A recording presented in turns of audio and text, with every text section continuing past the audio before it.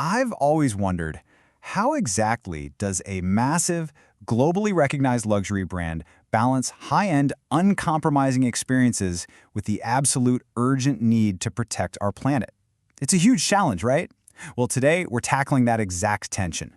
We're diving directly into the source material from the recent Four Seasons for Good progress report to really understand how a legacy brand, one that's literally renowned for Michelin stars and total luxury, is engineering a sustainable future.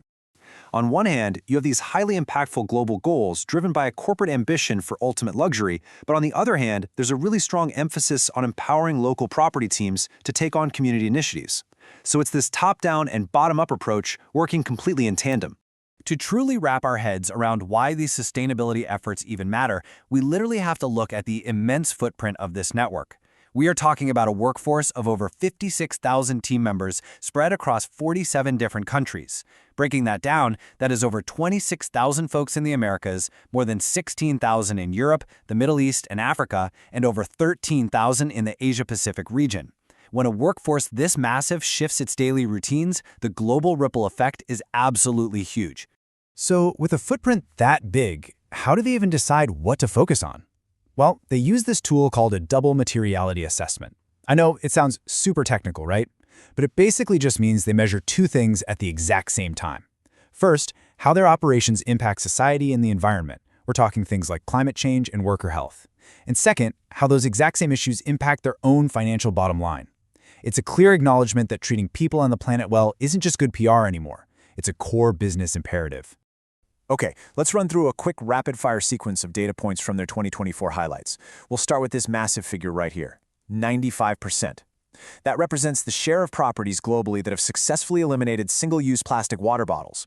If you've ever stayed in a luxury hotel and, maybe hoarded those tiny little bottles in your bag, you know this is a monumental operational shift for the whole industry.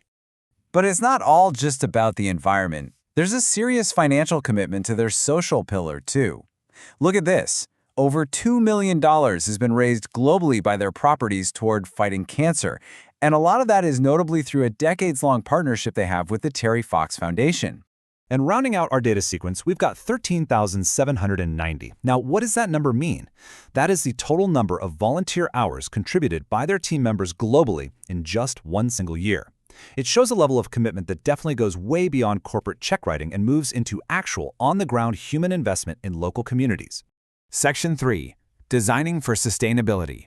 Shifting our focus heavily to the physical planet side of things, they introduced these brand new design services sustainability standards in early 2024. And let me tell you, the mandate here is incredibly strict. It requires all new builds and even major renovations to achieve LEED Gold certification or a regional equivalent. They're engineering specific sustainability focuses right into the blueprints from day one.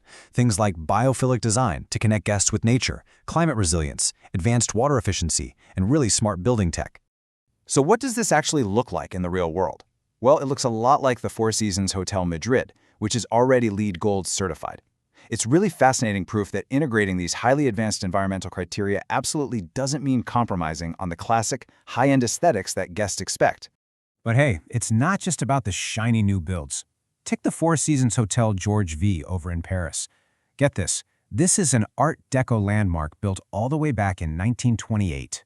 Yet, through some seriously incredible retrofitting, it has become the only luxury 5-star hotel in the entire world to achieve a dual BREEAM in-use excellence certification. They went in and installed intelligent energy controls, they greened up their courtyards, and they even put up bird nesting boxes. Having a nearly century-old heritage property leading the world in modern eco ratings is a pretty amazing surprise. Now, all of these building standards, they don't just exist in a vacuum. They tie directly back to recognized global frameworks.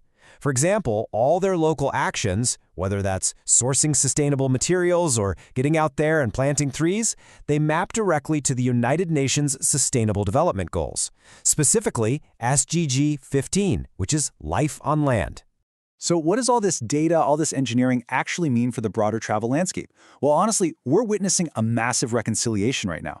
A brand that built its entire name on infinite abundance is fundamentally redefining what abundance means in the modern era.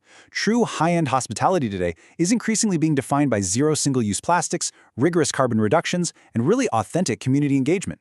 Caring for the environment is becoming just as critical as caring for the guest. Which leaves us with this final, kind of provocative thought to chew on. As these incredibly stringent ESG standards get normalized by the big industry giants, how is that going to reshape the destinations of tomorrow?